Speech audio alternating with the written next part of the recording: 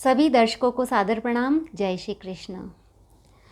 आज मैं विवाह से संबंधित एक विशेष जानकारी दूंगी कि लड़कियों के विवाह का जब मुहूर्त निकलवाने जाते हैं तो जो पंडित जी होते हैं कहते हैं कि उनका गुरु अच्छा नहीं है, चौथा आठवां 12वां गुरु है, तो इन परिस्थितियों में उनका विवाह नहीं हो सकता है या साल भर बाद लग्न आएंगे। तो जो यह विवाह मुहूर्त से संबंधित लड़कियों की जो परेशानी है उसका आज मैं निराकरण करूंगी कि विवाह का जो मुहूर्त होता है उसमें गुरु का बल देखा जाता है। अब गुरु बल क्या होता है कि जो गुरु है वह पावरफुल है या कमज़ोर स्थिति में है। लड़कियों का जब विवाह मुहूर्त निकलवाया जाता है तो गुरु को देखा जाता है विशेष रूप से, और गुरु का बल देखा जाता है। गुरु बल भी 3 प्रकार का होता है। एक होता है शुभ, दूसरा होता है पूज्य, और तीसरा जो गुरु बल होता है वह होता है अशुभ। अब शुभ जो गुरु बल होता है वह होता है 2, 5वां, 7वां, 9वां, 11वां। और जो पूज्य गुरु बल होता है वह होता है जिसमें पूजा कराई जाती है और विवाह करवा दिया जाता है। तो वह होता है पूज्य गुरु होता है, वह होता है पहला, तीसरा, छठा और 10वां गुरु। अशुभ और अपूज्य गुरु बल होता है वह होता है चौथा, 8वां, 12वां। अब इसको मैं समझाऊंगी। जैसे वर्तमान समय में 6 अप्रैल से 14 सितंबर तक जो गुरु है वह कुंभ राशि पर गोचर कर रहा है, और उसके बाद 20 नवंबर 2021 से 13 अप्रैल 2022 तक भी गुरु है वह कुंभ राशि पर गोचर करेगा। तो जो गुरु है वह कुंभ राशि पर गोचर करेगा, तो किन राशि वालों के लिए यह शुभ है? तो वह है मकर राशि वालों के लिए शुभ है। कैसे है कि गुरु को गिनो, मकर और कुंभ, जिसकी जो चंद्र राशि है, जन्म कुंडली में चंद्रमा जहाँ है, जिस राशि पर है वह चंद्र राशि कहलाती है। तो कुंभ राशि पर गुरु अगर गोचर कर रहा है तो मकर राशि वाले के लिए दूसरा गुरु है, तो वह शुभ माना जाएगा। तुला राशि वालों के लिए शुभ है, और सिंह राशि वालों के लिए 7वां गुरु है तो वह भी शुभ है। मिथुन राशि वालों के लिए 9वां गुरु है, वह भी शुभ स्थिति में है। और मेष राशि वाली लड़कियां हैं उनके 11वां गुरु है तो वह शुभ हैं। तो जिन लड़कियों की मकर, तुला, सिंह, मिथुन और मेष राशि है उनका जो विवाह मुहूर्त अगर निकलवाएंगे तो आसानी से निकल जाएगा, कि कहेंगे कि चलो शुभ है गुरु, तो आप आराम से विवाह कर सकते हैं। फिर पूज्य गुरु वह है कुंभ राशि वालों का प्रथम नंबर 1। फिर पूज्य है धनु राशि वालों के, तीसरा गुरु है तो वह पूज्य माना गया है। और कन्या राशि वाले हैं उनके लिए छठा है तो वह भी पूज्य है। और वृषभ राशि वाली लड़कियां हैं उनके भी 10वां है तो पूज्य माना गया है।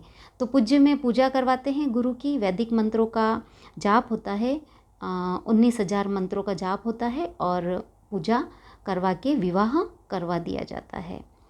फिर आती है अशुभ जो गुरु है, वह है अभी वर्तमान में वह है चौथा गुरु है वृश्चिक राशि वालों के लिए, 8वां गुरु है कर्क राशि वालों के लिए, और मीन राशि वालों के लिए अभी 12वां गुरु है जो गोचर में है।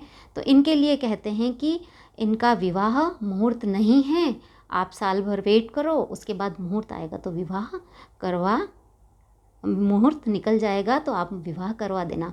परंतु आपको 1 साल का वेट नहीं करना है। इसका मैं बताऊंगी कि इसका क्या निराकरण है। विवाह जो योग्य लड़की की आयु वर्तमान में 18 वर्ष गवर्नमेंट ने डिसाइड कर रखी है। प्राचीन काल में जो विवाह से संबंधित, गुरु से संबंधित जो विचार था वो प्राचीन काल में ये था कि पुराने ज़माने में कन्या का विवाह करवाया जाता था, 12 वर्ष तक विवाह किया जा सकता था, और उस समय गुरु को देखा जाता था कि गुरु की पूजा करवानी है या नहीं करवानी है। यह सब चीज़ें जब लड़की कन्या होती तब इन चीज़ों को देखा जाता था पुराने ज़माने में। और इस चीज़ पर जो गुरु का विचार है, इस पर जितने भी ज्योतिर्विद हैं, पंडित हैं, वह सब एकमत नहीं हैं। शास्त्रों में इसको लिखा है कि कन्या के रजोधर्म योग्य होने से पहले ही विवाह का विधान बताया गया है। लेकिन ये सब बातें तब की है। अब वर्तमान में तो क्या स्थिति हो गई है कि 18 वर्ष की लड़की होती है और विवाह होता है, परंतु शास्त्रों में क्या लिखा है कि रजोधर्म के योग्य होने के पहले कन्या का विवाह करने का विधान है। उस समय कन्या के विवाह में गुरु शुद्धि परम आवश्यक थी। चौथा, 8वां, 12वां गुरु है तो शुद्धि आवश्यक थी, या पहला, तीसरा, छठा और 10वां गुरु जो पूज्य है तो उसमें गुरु की शुद्धि को आवश्यक माना गया। परंतु अब जिसमें जैसे ये ज्योतिर्निबंध एक ग्रंथ है, उसमें एक श्लोक लिखा हुआ है, अष्टवर्षा भवेद गौरी, नवमे रोहिणी भवेत, दशमे कन्यका प्रोक्ता, द्वादशे वृषली मता। अर्थात 8 वर्ष की गौरी, 9 वर्ष की रोहिणी, 10 वर्ष की कन्या संगत और 12 वर्ष की जो होती है, 12 वर्ष की जो होती है वह वृषली अर्थात रजस्वला संज्ञक होती है। 8, 9, 10 वर्ष की कन्या का विवाह ही शास्त्रों में शुभ माना गया है।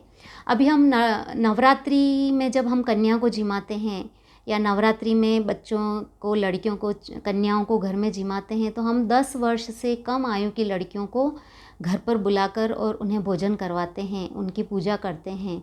तो यह सब क्यों? क्योंकि वह पवित्र है, वह रजस्वला नहीं है, इस कारण उन्हें हम नवरात्रि में बुलाते हैं। तो ऐसे ही शास्त्रों में लिखा है कि फेरे भी कन्या ही ले सकती है, ऐसा विधान बताया गया है शास्त्रों में। धर्म सिंधु वगैरह ग्रंथ हैं, उनमें भी लिखा हुआ है कि कन्या है उसके ही गुरु की पूजा करानी चाहिए। अगर वह कन्या नहीं है, रजस्वला हो गई है, वह महिला बन गई है, तो उसके गुरु की पूजा कराने की आवश्यकता नहीं है, गुरुबल नहीं देखा जाता है।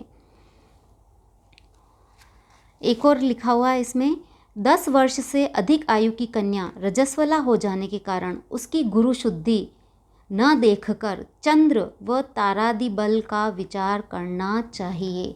मतलब अगर बच्ची रजस्वला हो गई है तो सिर्फ चंद्रमा देखकर उसका विवाह करवाया जा सकता है। रजोदर्शन के पश्चात गुरु की शुद्धि की आवश्यकता नहीं है। 8वें गुरु में त्रिगुणित पूजा करके विवाह कर सकते हैं। अगर 8वां गुरु है तो त्रिगुणित मतलब 19,000 × 3 वैदिक मंत्रों का जाप कराकर विवाह किया जा सकता है, ऐसा शास्त्रों में लिखा हुआ है। तो बात हो गई सीधी सी कि गुरु को देखना आवश्यक नहीं है अगर लड़की कन्या नहीं है। वर्तमान में विवाह की आयु गवर्नमेंट ने डिसाइड कर रखी है 18 वर्ष लड़कियों की, तो इस आयु में गुरु बल नहीं देखना है। आप भ्रमित नहीं होएं, आप पंडितों के पास ना भटकें और आराम से चंद्रमा देखकर अपनी बच्ची का विवाह करवा सकते हैं। अगर आपके दिमाग में यूँ लगता है कि गुरु अगर 4, 8वां, 12वां है तो आप पूजा करवा लें, अन्यथा आप अपनी बच्ची का विवाह आराम से करवा सकते हैं। अगर एक चीज़ और भी है कि जैसे विवाह का दिन है, उस दिन गुरु को नवमांश कुंडली में भी आप देख सकते हैं। अब नवमांश कुंडली जो विवाह का समय है वो डालकर नवमांश कुंडली निकाली जा सकती है। अब नवमांश कुंडली में अगर गुरु देखेंगे तो वह अगर धनु राशि का है, मीन राशि का है, कर्क राशि का है, सिंह राशि का है, मेष राशि का है और वृश्चिक राशि का है तो आराम से आप विवाह करवा सकते हैं। और अगर गोचर में गुरु कर्क राशि, धनु राशि, मीन राशि, सिंह राशि, मेष राशि, वृश्चिक राशि, इन मित्र राशियों पर भी हो तो भी आप विवाह करवा सकते हैं। अगर यह वह गुरु 4था हो, 8वां हो या 12वां हो तब भी आप विवाह करवा सकते हैं। निष्कर्ष यह निकलता है कि लड़की अगर कन्या नहीं है तो उसके विवाह में गुरु बल को ज़्यादा नहीं देखना है, सिर्फ चंद्रमा देखकर आप विवाह करवा सकते हैं। दर्शकों, अगर आपको मेरा यह वीडियो पसंद आए तो मेरे चैनल को सब्सक्राइब कीजिए, लाइक कीजिए और इस वीडियो को ज़्यादा से ज़्यादा शेयर कीजिए, क्योंकि इस प्रकार का वीडियो YouTube पर नहीं है। और आपके अंदर जो मतलब परेशानी है कि लड़की के गुरु सही नहीं है तो हम विवाह नहीं कर सकते हैं या 1 साल का वेट करना पड़ेगा, तो ये परेशानी भी निकल जाएगी। इस समस्या का समाधान भी आसानी से हो जाएगा। धन्यवाद। जय श्री कृष्ण।